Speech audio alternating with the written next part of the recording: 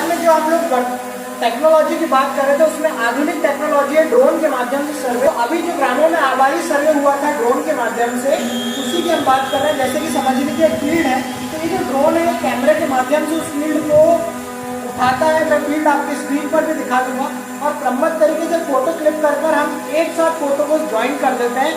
इसके बाद जो हमारे पास पिक्चर आती है पूरे ग्राम की, वो एक अच्छी क्वालिटी की पिक्चर होती है जिस पर हम एरियल सर्वे कर सकते हैं।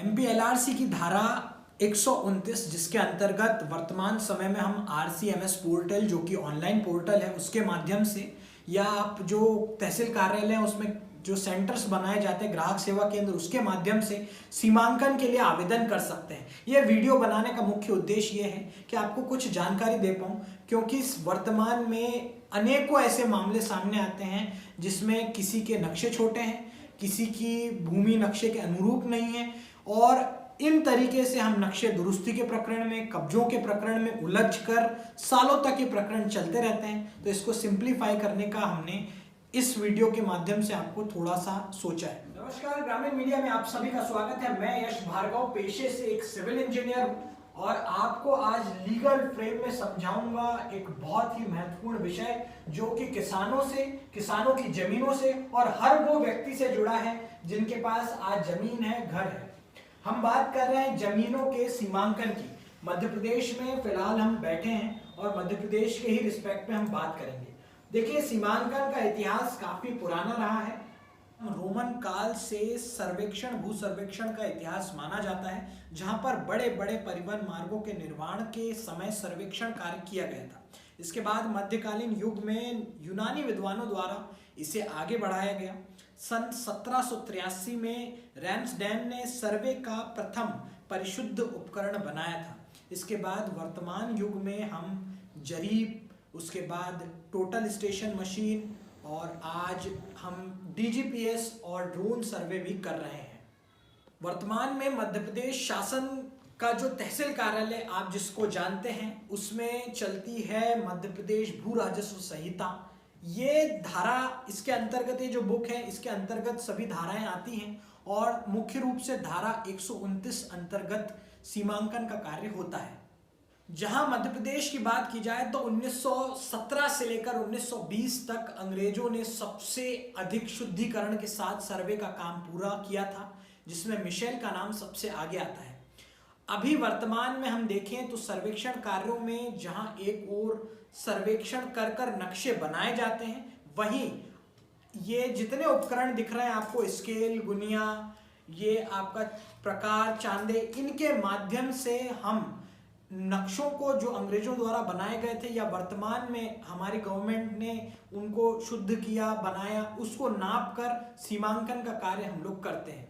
ये जो नक्शा आप लोग देख रहे हैं, ये राजस्व विभाग में सन 1917-18 का मिशेल नक्शा है, जिसको मैं एग्जाम्पल के तौर पर आपके सामने लेके आया हूँ।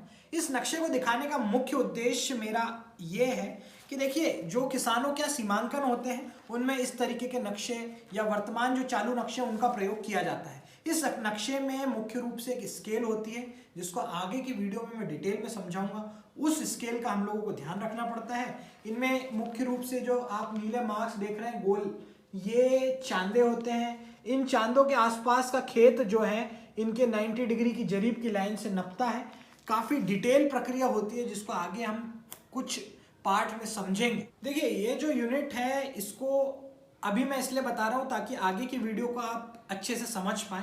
ये जो स्केल है ये एकड़ की कंघी है। इसमें स्केल यहाँ पर लिखी है 16 इंच बराबरी से 1 माइल।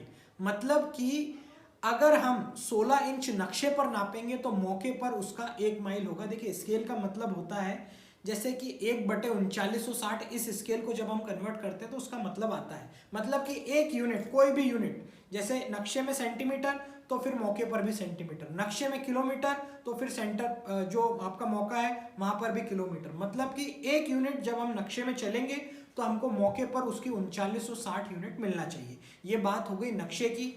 ये देखिए, ये है आपकी हेक्टेयर की कंघी जो अब मीट्रिक में कन्वर्ट हो गई है। वर्तमान नक्शे कुछ कुछ इसमें भी मिलते हैं। यह 1/4000 की स्केल। अब हम बात कर रहे हैं डायगोनल स्केल की। ये नक्शों में जो देखिए, जो नॉर्मल स्केल होती है उसमें जो आंकड़े होते हैं वो काफ़ी कम होते हैं, इकाइयाँ कम होती हैं, तो उसके लिए और आंकड़े और परिशुद्ध उसको मतलब शुद्धता से नापने के लिए ये डायगोनल स्केल का उपयोग किया जाता है। ये आपकी एकड़ की है, जिसमें 1 इंच जो 16 इंच, माफ कीजिएगा 16 इंच 1 माइल को दर्शाता है। और ये जो है ये 1/4000 की स्केल है, जिसमें एक चेन 20 मीटर का ये इकाई होती है। जब भारत आए थे तो उनका मुख्य रूप से उद्देश्य था कि जो भारत की संपदा है उसको लूट खसोट कर कर वापस अपने जो देश है उस वहाँ ले जाना। तो उन्होंने सर्वे का काम इसीलिए मुख्य रूप से किया था ताकि वो यहाँ से मार्ग परिवहन के साधन बना सकें। और उसके बाद उनको समझ में आया कि अब भारत पे शासन हमारा हो गया है, तो कहीं ना कहीं इन किसानों से भी हमको आय प्राप्त होनी चाहिए। तो उनके द्वारा अलग अलग प्रथा, जैसे कि जमींदारी प्रथा, महलवाड़ी व्यवस्था, रैयतवाड़ी व्यवस्था, इसके बाद मालगुजारी प्रथा भी आई। इस तरीके से उन्होंने कहीं ना कहीं जो नक्शे बनाए थे उन नक्शों पे किसानों से कर वसूलने के लिए कि किस किसान से किस मद में कितना कर वसूला जाएगा, उसके लिए नक्शों का निर्माण और ये सारी व्यवस्थाओं का निर्माण। जब अंग्रेजों द्वारा ये सर्वे किया गया था तो इसमें मुख्य रूप से उनके द्वारा आउटर पेरिफेरी को मिलाते हुए कुछ दूरी पर चांदे स्थापित किए थे। उन चांदों को आधार मानकर उन्होंने चांदे से चांदे जरीब लाइन बनाई। उसके बाद उससे 90 डिग्री बनाकर नक्शे बनाए। मैं आपको मैप में भी समझाता हूँ। देखिए, जैसे ये एक नक्शा है हमारे पास, इस नक्शे में एक चांदा ये है, एक चांदा ये है। तो अगर मेरे को इस खेत को नापना है तो मुख्य रूप से ये 2 चांदे मेरे लिए इंपॉर्टेंट हैं। इन चांदों की लाइनों को मिलाकर यहाँ से 90 डिग्री की जरीब लाइनों से मैं इन बाउंड्रीज को नाप सकता हूँ। अगर इन चांदों से मैं इस को खेत को नापने जाऊंगा तो इसमें बहुत बड़ा एरर आएगा, जो फिर विवाद का कारण बनता है। अब चांदे तो मिल जाते हैं, चांदे बना भी दिए अंग्रेजों के द्वारा, पर अभी कई ग्राम ऐसे हैं जहां पर चांदे विलुप्त हो चुके हैं। खेत मालिकों द्वारा खेत की नपाई की जाती है जब भी, तो उसमें चांदे ही नहीं मिलते हैं। तो चांदे जब नहीं मिलेंगे तो हम इन नक्शों को नापेंगे कैसे? तो अभी जैसे हम लोग सर्वे की बात कर रहे थे कि सर्वे में बेसिकली क्या होता है कि जो आपकी MPLRC है, जिसका हम लोगों ने अभी थोड़ी सी डिटेलिंग दी, और अब मैं विस्तृत एक थोड़ी सी जानकारी आपको मशीनों के साथ दे देता हूँ। MPLRC की जो धारा 129 है, उस 129 धारा के तहत आप लोग सीमांकन का आवेदन अपने तहसील कार्यालय में जमा कराते हैं। इसकी प्रोसेस ऑनलाइन भी है। RCMS पोर्टल जो है उसके माध्यम से अब किसान घर बैठे भी अपना आवेदन जमा करा सकता है। अब घर बैठे जब आवेदन जमा हो जाता है उसके बाद आपको एक डेट मिल जाती है। डेट के बाद मौके पर टीम पहुंचती है सीमांकन करने। तो राजस्व विभाग की टीम होती है जिसमें दल गठित किया जाता है। एक RI होगा, पटवारी होंगे और ग्राम कोटवार होगा। अब वो लोगों का काम क्या होता है, अगर वहाँ का नक्शा अवेलेबल है तो उस नक्शे को सबसे पहले मौके पर नापा जाता है, और मौके पर नापने के बाद आपका रकबा जो आपके जो राजस्व पुस्तिका है उसमें आपके रिकॉर्ड में जितना रकबा है उससे मैच किया जाता है, क्या वो नक्शा सही है। अगर नक्शा सही नहीं होता है तो कई बार वहीं पर बहुत ज़्यादा अगर एरर आई नक्शे में तो वहीं पर धारा 115 के तहत आपको बोल दिया जाता है कि आप लोग नक्शा अपना जो दुरुस्ती है उसका प्रकरण दर्ज करवा दें, या कभी कोई आपके अभिलेख में दुरुस्ती का मामला है तो वो 114, 115 में अभिलेख दुरुस्ती का पहले मामला किया जाता है। उसके बाद आपका खेत का सीमांकन होता है। बेसिकली धारा 129 में ये कहीं पर भी नहीं लिखा है कि वहाँ पर जो टीम जाएगी वो केवल और केवल नक्शे को आधार मानकर ही आपका मौके की रकबा बरारी करेगी या मौके को नापेगी। आपको मैं जानकारी दे दूं, उसमें ये लिखा है कि आपको मौके पर जाकर सीमांकन का कार्य करना है। ये नहीं लिखा कि कौन से नक्शे से सीमांकन करना है। देखिए 1919 का भी नक्शा है, मिशेल शीट जिसको हम कहते हैं, वो मूल आधार नक्शा है आज़ादी के पहले का, जो अंग्रेज़ों द्वारा सर्वप्रथम एक सुव्यवस्थित तरीके से बनाया गया था। उसके थ्रू ही चांदे डेवलप किए गए थे, चांदे बनाए गए थे। अंग्रेज़ जो थे वो मेन रूप से प्लेन टेबल सर्वे के थ्रू लाइनों को, पहले आउटर पॉइंट को, बड़े बड़े भूभाग को एक चांदे के थ्रू स्थापित करते थे। तो जो चांदा होता था वो चांदे की मेज़रमेंट एक चांदे से दूसरे चांदे को स्थापित किया जाता था। इतना ज़्यादा एक्यूरेट था वो वर्क उस टाइम का कि आपको बताऊं, जो मिशेल शीट है, मिशेल शीट क्यों बोलते हैं, क्योंकि मिशेल द्वारा इसको बनाई गई थी। अंग्रेज एक अधिकारी थे, उनके द्वारा ये सब जो सीमांकन के लिए उस टाइम भू राजस्व वसूलने के लिए एक बंदोबस्त तैयार करने के लिए कार्य किया गया था। तो मिशेल द्वारा चांदे सबसे पहले स्थापित करे गए थे प्लेन टेबल सर्वे के थ्रू। मैं आपको चांदे भी स्क्रीन पर दिखा देता हूँ कि ये चांदे किस तरीके से होते हैं। तो ये जो चांदे आप देख रहे हैं, ये चांदे, इनकी डिस्टेंस अगर हम एक्चुअल मिशेल शीट जो 1917, 18, 19, 20 में बनी है, 1920 की बात कर रहा हूँ, उसमें जब बनी है, तो इनकी जब हम आज भी इन चांदों के आपस की दूरी नापते हैं तो बिल्कुल एक्यूरेट दूरी आती है। अब दो चांदों से ये लोग 90 डिग्री पे जरीब लाइन मारते थे। उस जरीब लाइन के थ्रू जो किसानों के उस टाइम के रकबे थे कि ये बाउंड्री इस किसान से संबंधित है, कृषक से संबंधित है, तो उस कृषक के वो डिज़ाइन करते थे।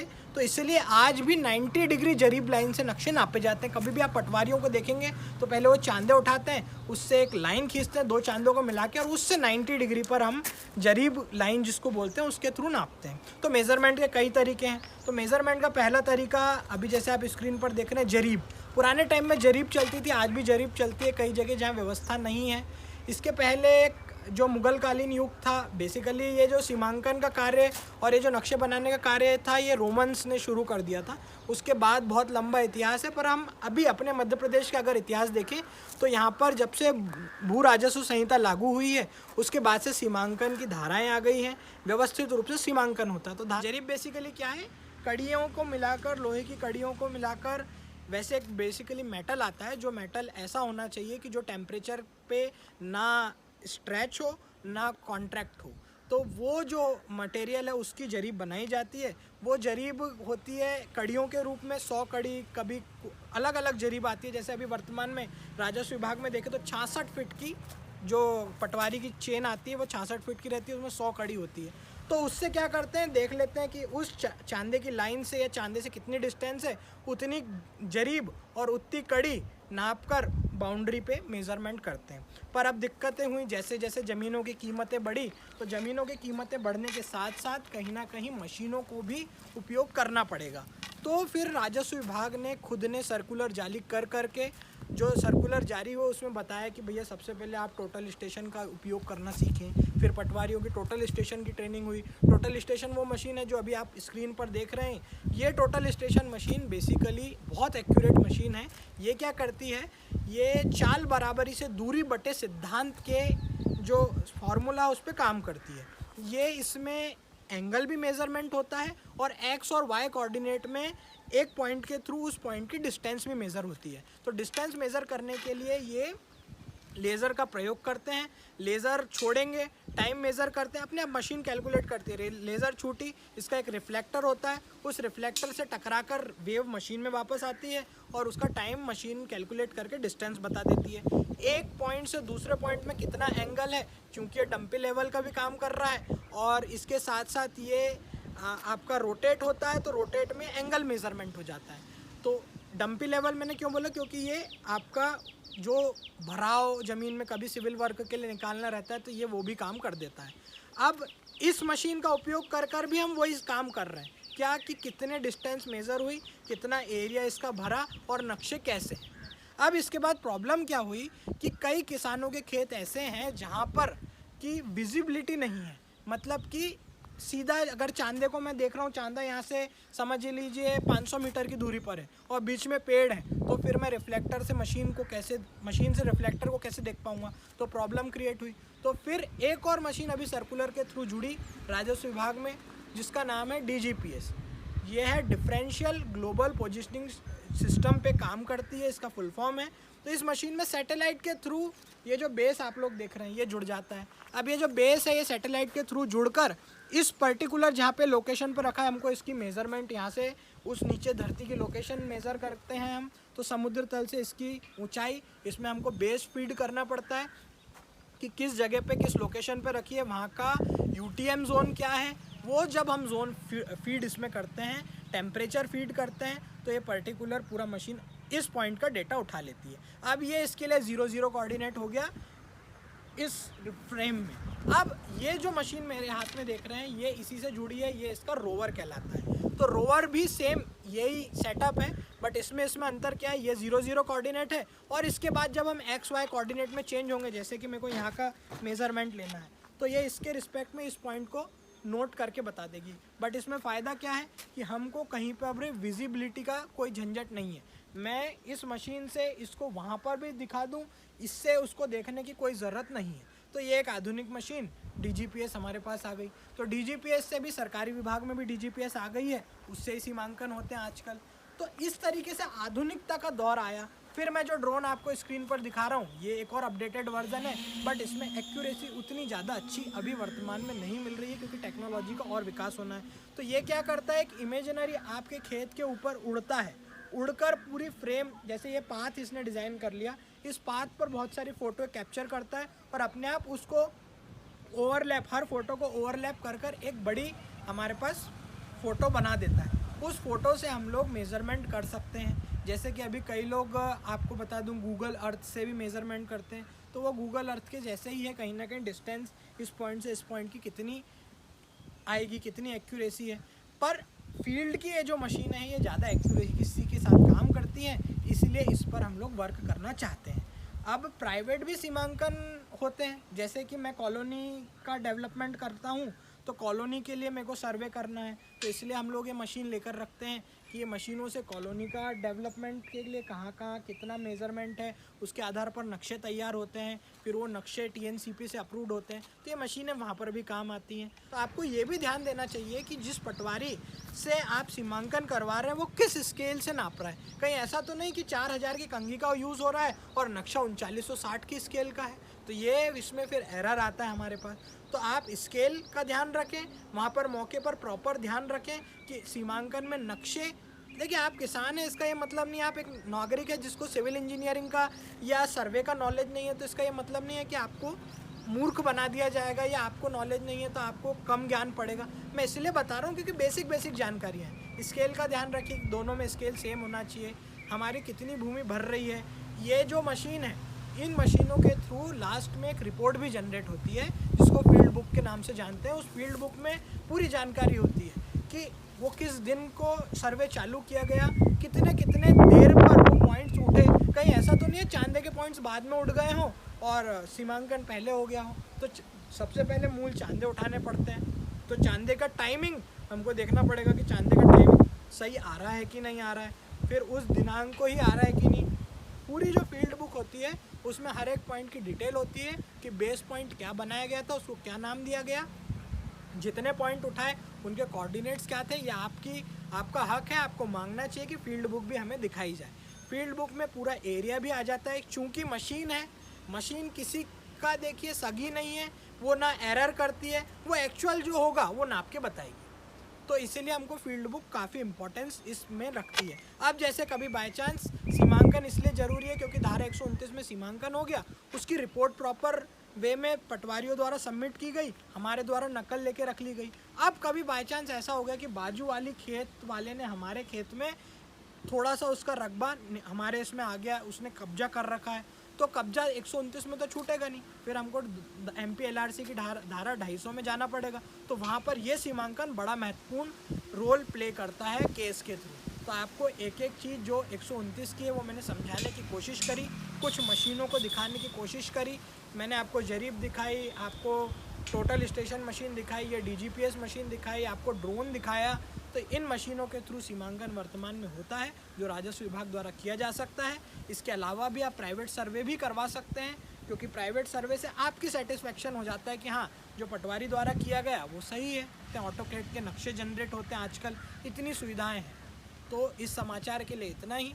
बने रहिए ग्रामीण मीडिया के साथ। अगर कोई और डाउट्स हैं तो आप कमेंट सेक्शन में हमको लिखिए, मैं फिर वापस वीडियो बना के उसकी डिटेलिंग दूंगा आपको। धन्यवाद।